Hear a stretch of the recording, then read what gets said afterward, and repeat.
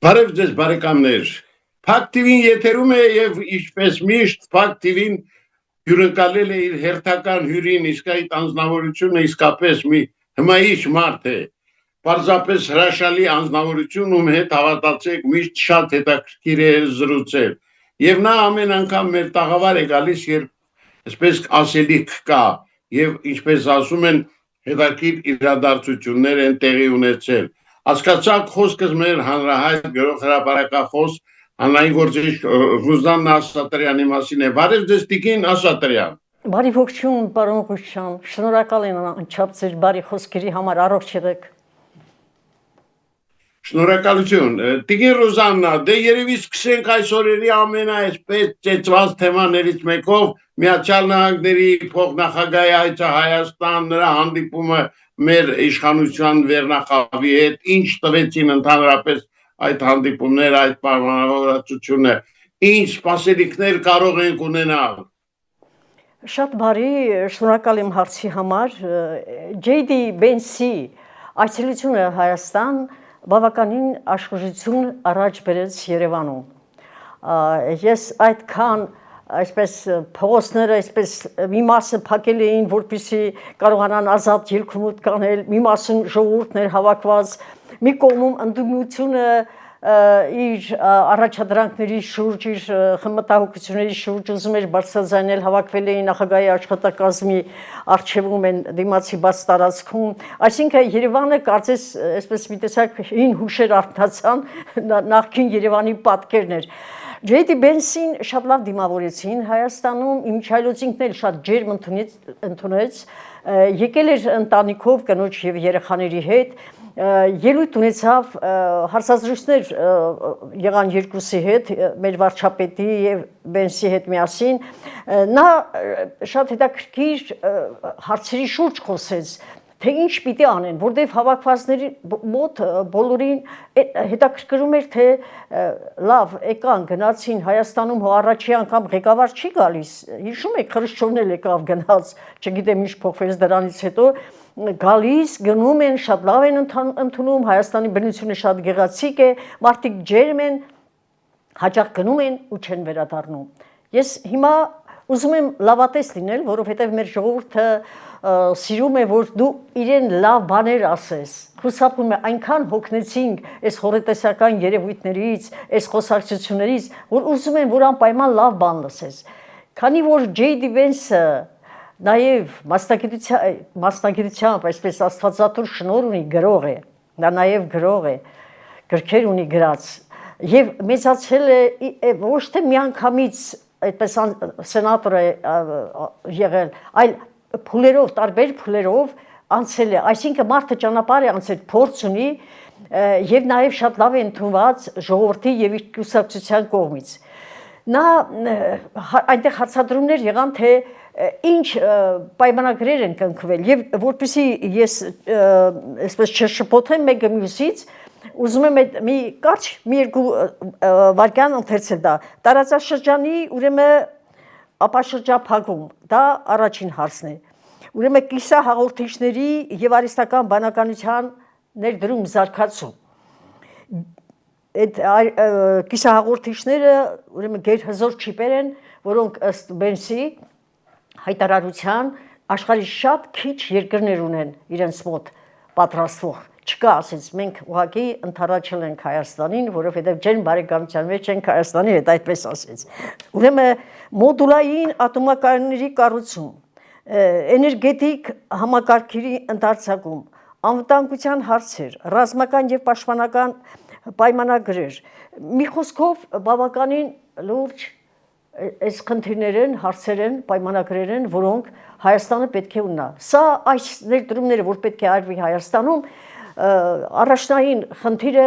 նաև ոչ միայն տնտեսական այդ զարգացումն է, այլև աշխատատեղերը, որոնք մեր ժողովրդին անչափ անհրաժեշտ են։ Այնպես որ Vance-ի Հայաստան մուտքը գործելը այսպես մի տեսակ լայն մեծ աշխարհում լուրերին այսպես տարածվեցին, անընդհատ վերլուծում են, թե ինչու հատկապես ընտրեցին Հայաստանը, դե հիմնականում գիտեք, սա Թրիպի ուղու կառուցման նաև խնդիրները պետք է լուծեն, այսօր նա պետք է կարծեմ գնա Բաքու եւ կտեսնենք թե Բաքվում լինելուց հետո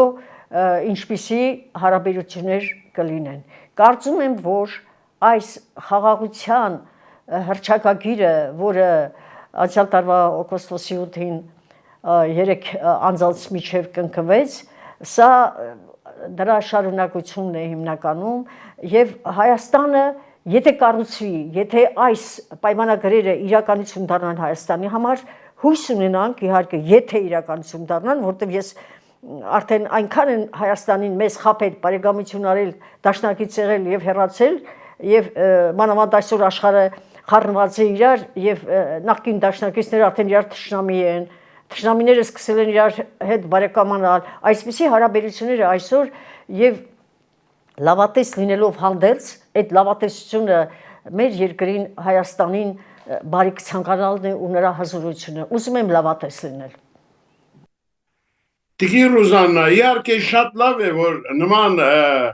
բարձր, ինչպես ասում են, որակի քաղաքական գործիչներ են գալիս Հայաստան։ Եվ չեմ խոսում Միացյալ Նահանգների փոխնախագահի մասին։ Հրաշալի է այդ ամենը, բայց մեր գերիները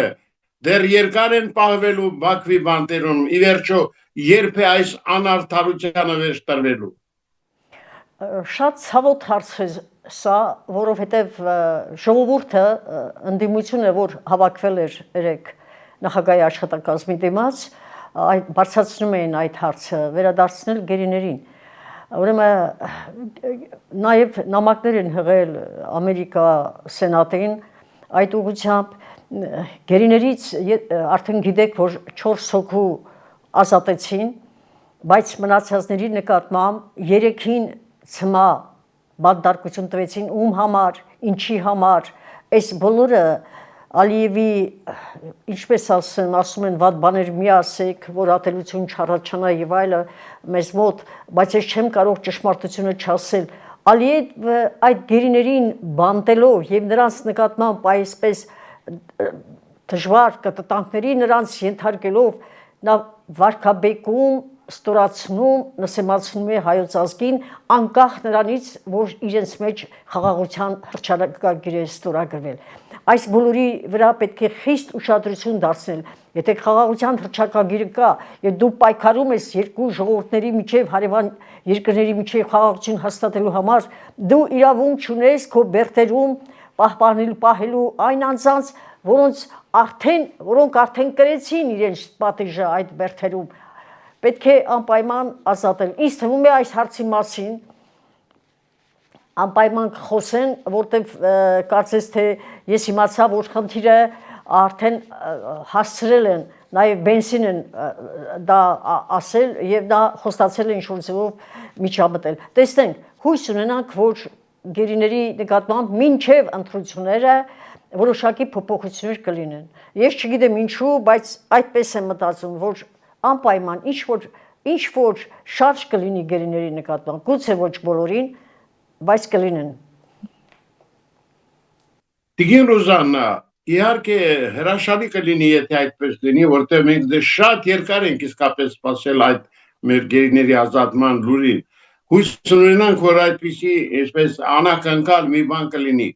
Բայց տեսեք, Ալիև այսօր ով ընդունելու է Բաքվում Միացյալ Նահանգների փոխնախագահին։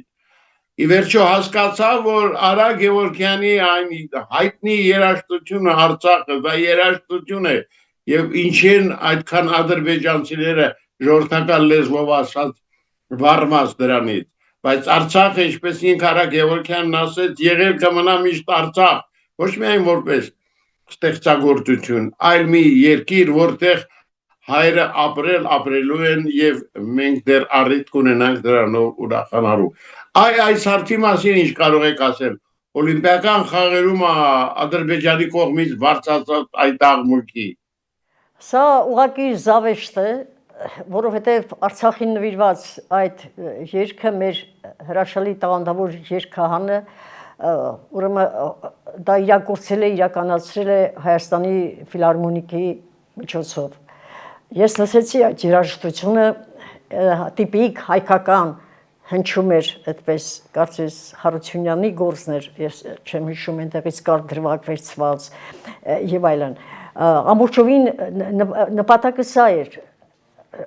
ձայները այնպիսին էին որ ազդարարում էր կարծես սկիզբը որ հարձակվում են Արցախի վրա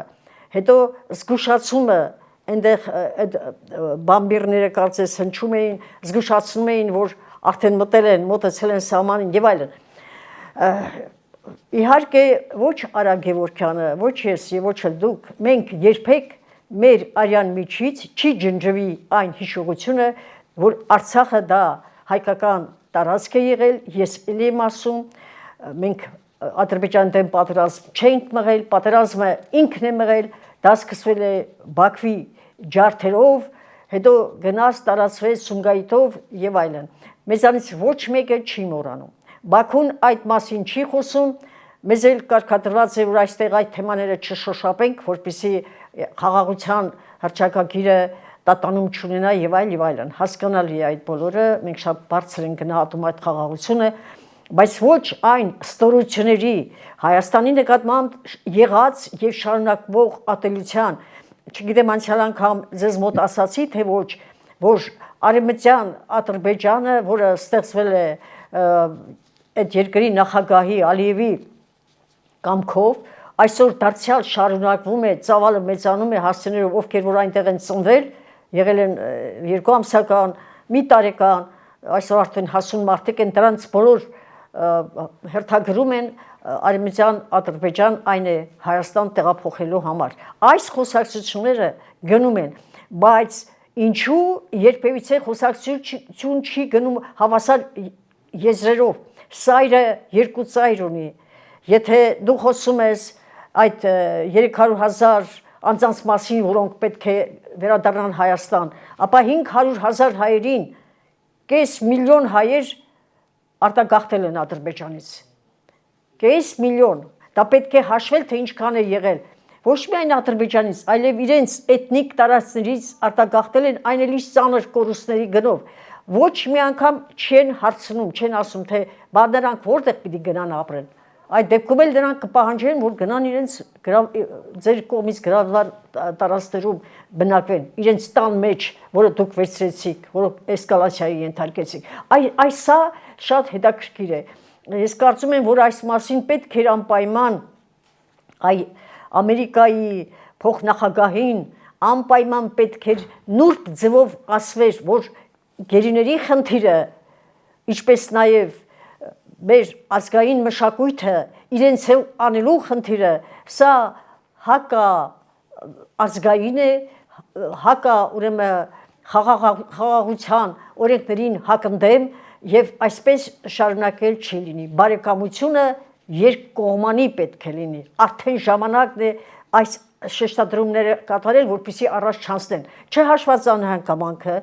որ այս վերջին 15 օրվա ընթացքում Իլհամ Ալիևը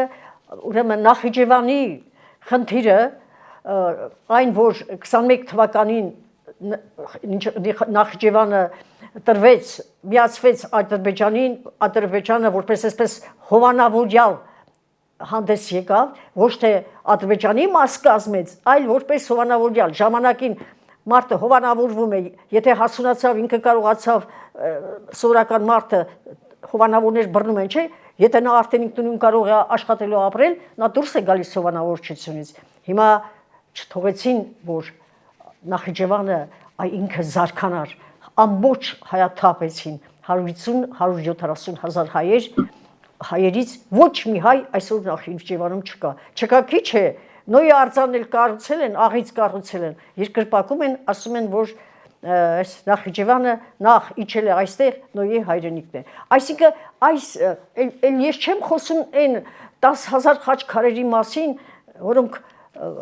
ավազատիկի վերածելով արաքսը լցվեցին այս խնդիրների մասին հասկանալի է խաղաղություն է ուրեմն չպետք է շոշափվի որքան ասենք չպետք է շոշափվի հավասարակշռություն չստեղծվի այդ խաղաղության երկու կողմերում այնքան Ալիևը կշարունակի իր ոտնձգությունները այ հիմա JD Vance այնտեղ է եւ ես մտածում եմ թե այ ինչպես որ կատարվեց Արցախը Ադրբեջանի մաս ճանաչելու հանգամանքը Ֆրանսիայում թե որտեղ ես մտածում եմ թե ինչ հնարների Ալիևը կարող է դիմել հանգարց որտեղ իրենք սովոր են չէ ինչ հնարների կաշառքի հազար մի բանի չնայած ես ներողություն եմ խնդրում կարծում եմ որ J.D. Vance լինելով գրող լինելով նուրբ հոգուտեր անձնավորություն նա շատ լավ ճանաչեց հայերին Իմիջայլոս նաև բարձր կարծիք հայտնեց մեր երկրի վարչապետի մասին ինքը ես չեմ կարծում տեսա մեր ժողովրդի ջերմ վերաբերմունքը արտառոց վերաբերմունք իրանցի նկատմամբ նա չի գնա ոչ մի քայլի բայց իրեն վստահելով հանդերձ ես չեմ վստահում մեր հարևան երկրի ղեկավարին Տիկին Աշատրյան իհարկե մեր ունկնդիրը հետաքրքրում է նաև առաջիկա համապետական ընտրություններով ազգային ժողովի մենք գիտենք որ որքան ընտրությունները մոտենում են այնքան պայքարը վարչապետի աթոռի համար այսպես եթե կարելի է ասել ավելի է սրվում տեսեք Սամվել Կարապետյանի անվան հետ են կապում ինչ որ մարդիկ իրենց փրկության վերջի հույսը բայց վերջերս մի տխրահարճակ ելույթ ունեցավ Սամվել Կարապետյանի որդին ինչը կարծում եմ ձեզ որպես հայ կնոջ հայ մոր նույնպես տխրեցրեց այլ զայրացրեց ինչու որովհետև պտուղը սովորաբար հայերս ունենք այդպիսի ասացված չէ պտուղը ծառից հեռու չի գնում Սամվել Կարապետյանին ես շատ այդպես մոտիկից չեմ ճանաչում բայց որոշ մարդիկ շատ դրական արտահայտվեցին բայց այս վերջին ընթացքում հեծերի հետ կապված այդ ստուգումները որ գնում են ես զարմացած եմ մնացել թե այդ ինչպես են ավիրել էլեկտրացանցերը այդ ինչքան են գողացել թալանել այդ հնագույն մալուխները օգտագործում են երկու օրը մեկ դրանց վթար է կատարում այս անցյալ անգամ որ այստեղ էլ էր վթարվել որտեղ շատ հին էին ես դուրս եկա նայեցի ձեզ մոտ այդ լարերը ուղղակի տիրություն չեն արել գիտեք պատասխանատու մարդը ամեն տեղ է պատասխանատու եւ քանի որ առաջիկայում ընտրություններ են որոշել եմ ընդհանրապես որևէ անուն չտալ որևէ մեկի մասին վատ բան չխոսել բայց այնինչ արտահայտվեց նրա որդին հայ կանանց մասին դա չգիտության հայկական կրթություն չունենալու հայկական մշակույթից հեռու լինելու հայ կանանց ողբերգությունը չտեսնելու եռաբլուրը չբարձրանալու որտեղ իր տարեկիցները եռաբլուրում այսօր ողջ չեն, բայց նրանք ինքը եթե տեսներ իր տարեկիցներին այնտեղ նրանց այդ նկարները նրանց հուշաքարերը գուցե կզգացվեր որ այդ տղեկը ընկան որ այսօր դու գաս ապրես քո հոր դղյակում ու նրանց հարգես նրանց հիշատակը նրանց մայրերին այդպիսի արտահայտություն կատարել է ինձ թվում էր որ ոչ թե աջակիցներ հավաքեց, այլ պատիվ չբերեց Սամվել Կարապետյանին։ Սա ճիշտ ու ճիշտ նման էր նրան, երբ որ Սասի Դավիթը գնաց, հոգնած էր, գնաց մտավ գետը լողանալու շամբուտներում, այնտեղ դու մի ասի լողանում էր մի աղջիկ եւ այդ աղջիկը տեսնում է չի ճանաչում թե ով է այնտեղ լողացողը կարծում է օտար տղամարդ է եկել է լողանում է այդ աղջիկը ուրեմն Չմշկիկ սուլտանից ծնված Դավթի աղջիկն էր նա ուրեմն թունավոր նետով Դավթին խփում է մեջքից դրանից է մահանում Դավիթը երբ գալիս են իրեն տանելու ողջ է լինում ասում են ինչ է պատահել ասում է ցեցն իմ անձից էր ցեցն իմ անձից էր այսինքն մեզանից էր տեսնում եք այստեղ եթե զուգահեռներ ենք տանում Թումանյանը ինչու է ասում ներսից ենք ավերված ներսից ենք փտած ներսը պետք է մաքրել այսինքն ինչ որ գալիս է մեր դեմ մեզանից է գալիս Արցախյան այս 44 օրվա պատերազմի ընթացքում որքան դավաճաններ ունեցանք դրանք ներսի մարդիկ էին այդպես չի լինում հայրենիքն այդպես չեն պահում հայ կանանց հայ մայրերի մասին այդ տոնով չեն խոսում ուրեմն այս անգամ Սամվել Կարապետյանի ցեցը իր անձից է ճիշտ պետք է խոսեն 10 չափեն նոր մեկ կտրեն Իսկ եթե չի կարող խոսել, ուրեմն այդպեսի բան չասել։ Ես չեմ ուզում ասել, թե նա այդ տեսեք ինքս չեմ ուզում նույնիսկ այդ բառը արտահայտել, թե նա ինչ է ասել հայ մայրերի մասին։ Այդ դու որտեղ էիր, որ այդ կանայք, այդ արյուծներ ծնող հայոց մայրերը այդպես վիշտը այդպես համառորեն ու հերոսաբար տարան այդ նրանց ծնողները, դու գիտես նրանց ողբը։ Հա մի հատ շենք կառուցեիք, հայրդ միլիարդատերը, դու էլ վաղվա միլիարդատերն ես լինելու, բերեիք մի բնակարան շենք կառուցեիք եւ ասեիք սա տալիս ենք այն հաշմանդամներին, որոնք Արցախյան պատերազմին կորցրեցին ձեռքերն ու ոտքերը, որոնք թողեցին, ворթացրեցին իրենց ծնողներին։ Պետք է բարոյական արժեքները բարձր պահել։ Այդ պատերազմ սովորաբար, երբ ժողովրդի մեջ կամ պատերազմի լինում, կամ ներսից ինչ-որ ժողովուրդը կորցնում է իր բարոյական արժեքները, այդ ժամանակ ժողովուրդը հեշտ նվաճելի է դառնում։ Ընտրությունը թե ինչ է, մեկ էլ ընտրությունների ասում են, չէ, պատերազմների եւ ընտրությունների ժամանակ են ամենաշատ ազգերը ընթարվում։ Պետք է աշխատենք նամուսով, պատվով, հարգանքով, չափված, խելացի եւ տրամաբանված, տրամաբանորեն վերաբերվել գալիք ընտրություններին։ Ով որ անցնի, բայց անցնի նա, ով հայրենիքին նախապես ցավ չի պատճառել։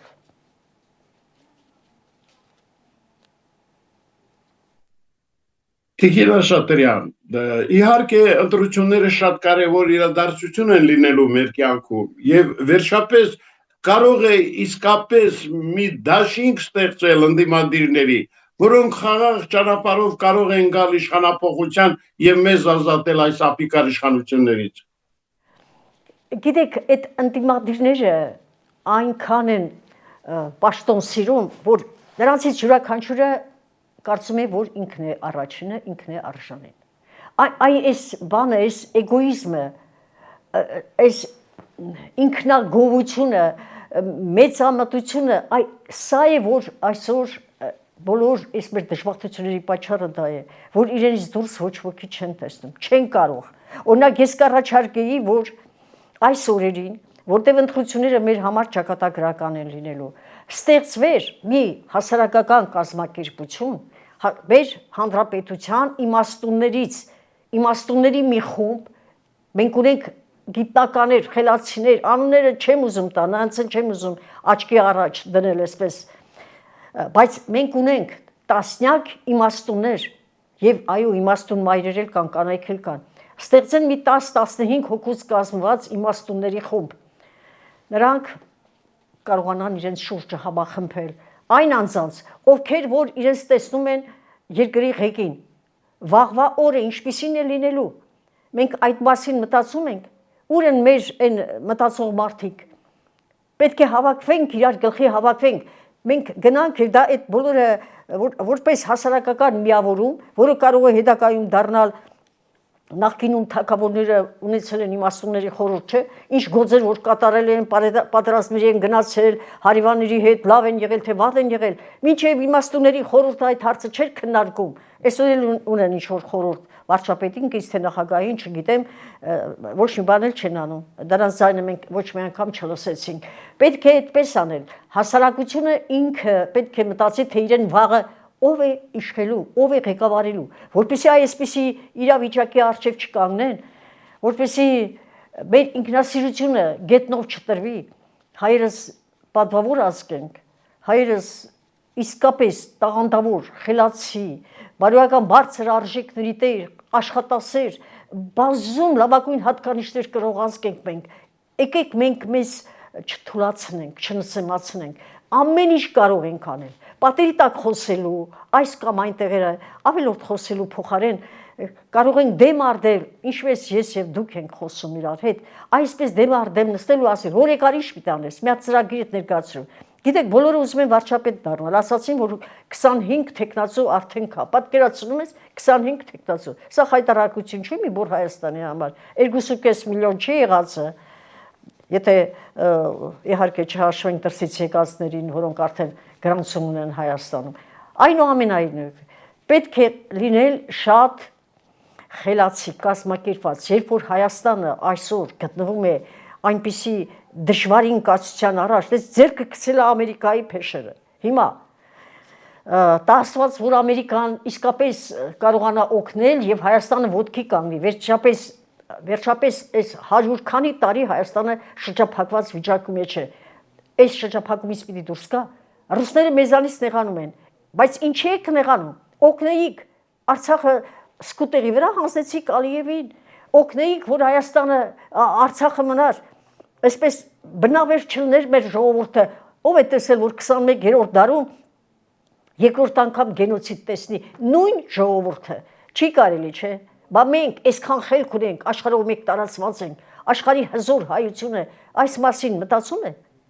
Ես մի անգամ եմ առաջարկել աշխարհի տարբեր երկրներում գտնվող մեր քիմիկոսները, ֆիզիկոսները, ինքնաթիռներ արտադրողները, միջուկային զենքեր արտադրողները, արհեստական բանականություն ստեղծողները, այդ ջիպերը, որ ստեղծում են լավագույն ջիպերի մեջ հայերը ձեռքը կա, լավագույն դեղերի ստեղծողները հայեր են, նրանք թող իրենք այն պետություններին, որտեղ ապրում են, այդ պետությունների առջև խնդիր տնեն, որ մենք այսքան ձեր ժողովրդին օգուտ ենք բերում, ձեր պետությանը օգուտ ենք բերում, այսքան դուք գումար պետք է ներդնեք մեր երկրի զարգացման համար, այն հայրենիքի, որտեղ մենք ծնվել ենք։ Հասկանում եք, այսպիսի բան, հայերը սխելացին, պետք է ձևեր գտնենք Հայաստանը հզորացնելու։ Մեզ կփրկի, այսպես խոսալով հայրենիք չենք կառուցի։ Մեզ կփրկի մեր միասնական կուռ մտածողությունը հայրենիքի համար, սա պետք է անենք։ Ինչ ենք անում մենք, աշխատում ենք իրար գցել։ Լսում ես խորհրդարանը սիրտդ կանգնում է, փոխանակ մի խելացի առաջարկություն անեն, մեկը այսպես ոնց որ ֆուտբոլի գնդակը իրար տան, դու այսպեսին ես, ասма չէ դու ես այս, եղավ, հո երեխաներ չենք, մանկապարտեզ է, ինչ է, փոխանակ խելացի առաջարկություններ անել, ինչ անել, զրոյից սկսել, վաղվանից սկսել այնպես անել, որ Հայաստան դառնա ամենաուժեղ երկիրը, մարդիկ եկել են Ամերիկայից առաջարկում են, օգտագործեք այդ բոլոր բաները, այնպես չանեք, որ վաղ միսօր էլ անգարց այդ ճանապարհը կառուցվի կամ այս կամ այն բան անի, մի երկու մենատեր էլ այդտեղ հայտնվի, թաթները դրեն վրան եւ էլի ժողովրդին չնչին աշխատավարձան, ասեն գնացեք այնքան որ գլուխներդ պահեք, որ միայն հացի համար մտածեք, որ հացի, ոչ թե մտածեք ինչպես անեք, սխալներ գործող ղեկավարին փոխեք։ Պետք է ժամանակավոր տան, պետք է ստեղծել օրենք, այն անձը, որ գալիս է իշխանության եւ չի կատարում բոլոր այն խոստումներն առաջարկությունները, որոնք ինքը ասել է մինչև ընտրությանը գնալը, պետք է նրան ետ կանչել։ Այդ ետ կանչելու օրենքը պետք է վերականգնել, որպեսզի չգան, չնստեն, չզմրցվեն եւ երկրի արյունը քամեն մինչև վերջ։ Եղավ Տիկին Ռուզաննա, շնորհակալ եմ այսօրվա համար էլ, որովհետև դուք ինչպես միշտ մեզ հետ շատ բաց ու անկեղծ էիք։ Ես կարծում եմ առաջիկայում նոր հանդիպումների առիթ կլինի, բայց այսօր եկեք այսքանով միմյանց հրաժեշտ տանք։ Սիրելի բարեկամներ, հիշեցնեմ, որ մենք այսօր հյուրընկալել էինք իսկապես մի հրաշալի անձնավորության, մի բացառիկ տիկնոջ, ով մտահոգված է մեր երկրի վաղվա օրով եւ պիտի ասեմ, որ հանդիպումը նրա հետ, նոր հանդիպումները նրա հետ սարերի հետևում չէ։ Շնորհակալություն ձեզ, Տիկին Ռուզաննա։ Անչափ զգացված եմ, հարգելի Քուշյան։ Շուտ վերադարձեք։ Սիրելի բարեկամներ, թե ինչ, եկեք հրաժեշտ տանք, մաղթենք միմյանց հաջողություն եւ հուսանք, որ Հայաստանում շատ մոտ ապագայում ամեն ինչ իսկապես կբարեփոխվի։ Այսօր այսքանը, ցտեսություն։